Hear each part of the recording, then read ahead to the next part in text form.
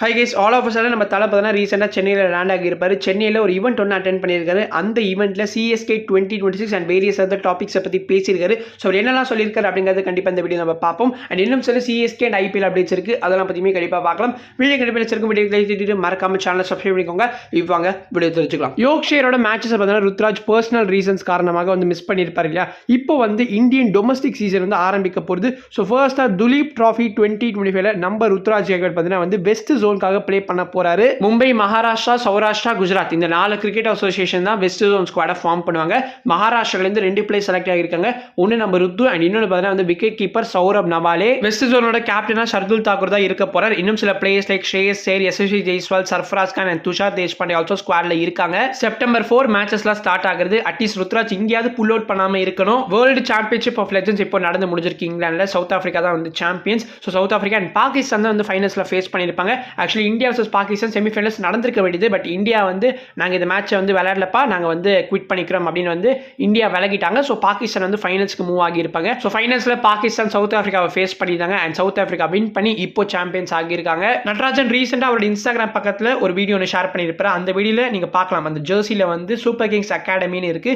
S, இப்போ நடராஜன் வந்து super Kings அகாடமியில் வந்து ட்ரெயின் பண்ணிட்டு இருக்காரு. சின்ன சின்ன ட்ரில்ஸ் அண்ட் நெட் போலிங்ல கண்டிப்பாக நடராஜன் கான்சென்ட்ரேட் பண்ணியிருப்பாரு. இந்த IPL 2025 Natarajan most of the கேம்ஸ்ல வந்து பெஞ்ச்ல தான் இருந்திருப்பாரு. இப்போ ரீசெண்டா நடந்து முடிஞ்ச டிஎன்பிஎல் 2025 சீசன்ல ஐட்ரீம் திருப்பூர் தமிழர்ஸ்க்காக ப்ளே பண்ணியிருப்பாரு.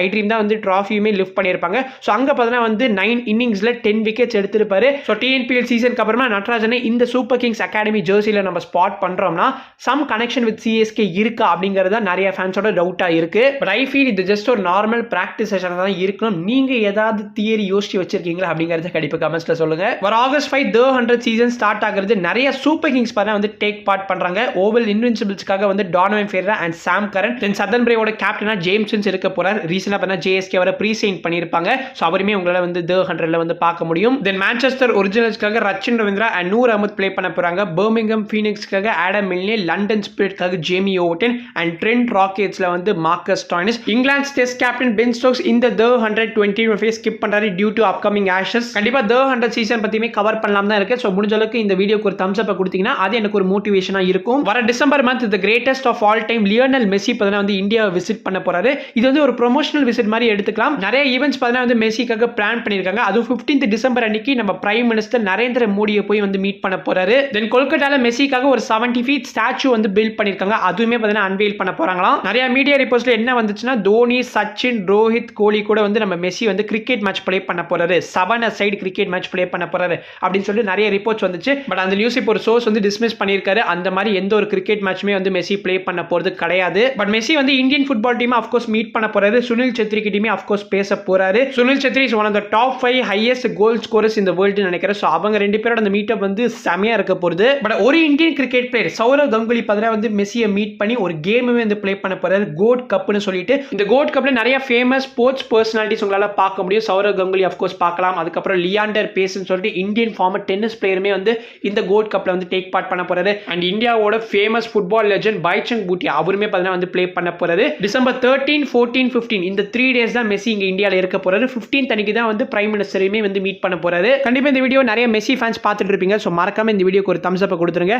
அண்ட் நீங்க மெஸ்ஸியோட இந்தியா விசிட்டை பத்தி என்ன நினைக்கிறீங்க அதை பத்தியுமே கண்டிப்பா கமெண்ட்ஸ்ல ஷேர் பண்ணுங்க. ஃபைனலா தோனியோட விஷயத்துக்கு வரலாம். ஸோ தோனி வந்து சென்னையில லேண்ட் ஆகி இருப்பாரு. அவர் வந்து கூலியோட ஆடியோ லான்ச் ஈவெண்ட் அட்டென்ட் பண்றதுக்கு தான் வந்திருக்காரு அப்படின்னு எவனோ ஒருத்தன் கிளப்பி விட்டான். பட் அவர் கூலி ஆடியோ லான்ச்காகலாம் வரல. Maths vision I hospital Anna Nagar பிரான்ச்சோட inauguration ஈவெண்ட்காக தான் வந்திருக்காரு.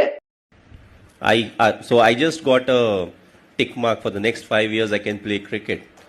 But Great. No, the only catch is Doc only gave a clearance for eyesight.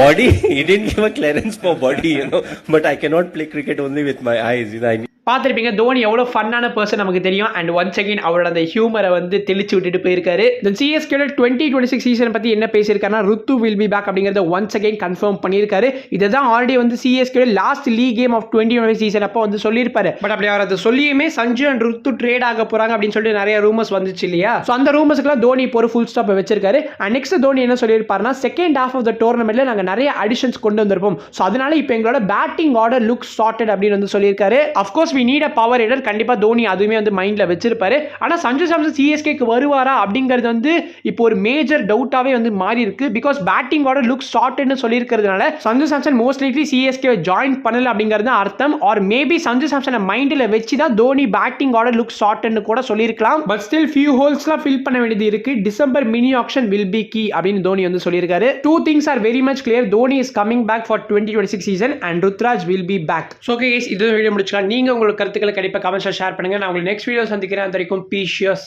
By.